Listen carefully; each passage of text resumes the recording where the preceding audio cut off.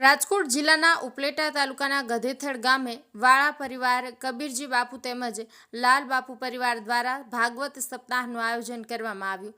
ઉપલેટા તાલુકાના ગધેથડ ગામે ગાયત્રી આશ્રમ ખાતે લાલ બાપુ પરિવાર દ્વારા અનેક કાર્યક્રમો કરવામાં આવે છે, જે દર કાર્યક્રમોમાં ગાયત્રી મંદિર ખાતે હજારો શ્રદ્ધાળુઓ પધારે છે। ત્યારે આ ગાયત્રી આશ્રમ બાજુમાં ગધેથડ ખાતે ફરી એકવાર ભાગવત સપ્તાહ જ્ઞાન યજ્ઞનું ભવ્ય આયોજન શ્રી વાળા પરિવાર દ્વારા, કબીરજી બાપુ પરિવાર અને લાલ બાપુ પરિવાર દ્વારા ગધેથડ ગામ ખાતે કરવામાં આવ્યું હતું। જે ભાગવત સપ્તાહનું આયોજન કરવામાં આવ્યું હતું તેમાં વાળા પરિવારના અને લાલ બાપુ પરિવાર દ્વારા સર્વ સાધુ સંતો ગિરનારમાંથી પધારેલા અને દરરોજ જે કલાકાર આવેલા તેને શાલ ઓઢાડી અને સન્માનિત કરવામાં આવ્યા હતા। તેમજ ઉપલેટા શહેરમાંથી પધારેલા મહેમાનો, રાજકીય આગેવાનોના સન્માન કરવામાં આવ્યા હતા અને વાળા પરિવાર દ્વારા જે ક્ષત્રિય સમાજના આગેવાનો, મંત્રીઓ, માજી મુખ્યમંત્રી અને પ્રમુખો સહિતના મહાનુભાવો પધાર્યા હતા તેને પાઘડી પહેરાવી અને સન્માનિત કરવામાં આવ્યા હતા। દરરોજ સાંજ અને બપોરે ભોજનનું પણ આયોજન કરવામાં આવ્યું હતું।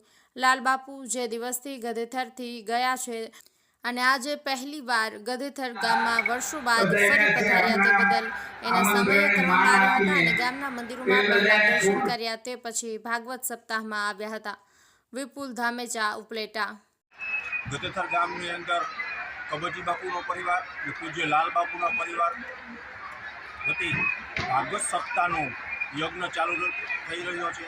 ત્યારે આજે ચોથો દિવસ છે અને લાલ બાપુની પધરામણી થઈ તો હજારો માણસોએ દર્શનનો લાભ લીધો અને હજારો માણસોએ પ્રસાદનો પણ લાભ લીધો।